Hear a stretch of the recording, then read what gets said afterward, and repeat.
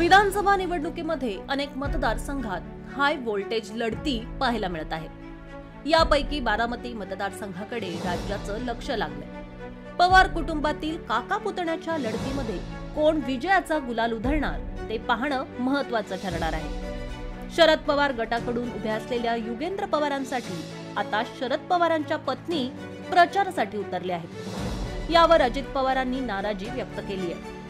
बारामतीमधील काटेकी टक्करमध्ये काका पुतण्याने आपली सर्व ताकद लावलेली आहे। 40 वर्षांपूर्वी शरद पवारांच्या पत्नी प्रतिभा पवार या राजकीय निवडणुकीत भाग घ्यायच्या।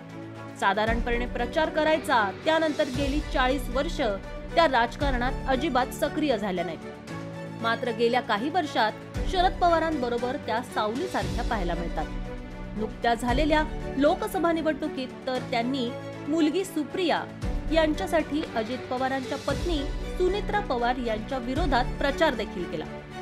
त्यावेळी देखील उपमुख्यमंत्री अजित पवार यांनी नाराजी व्यक्त केली होती।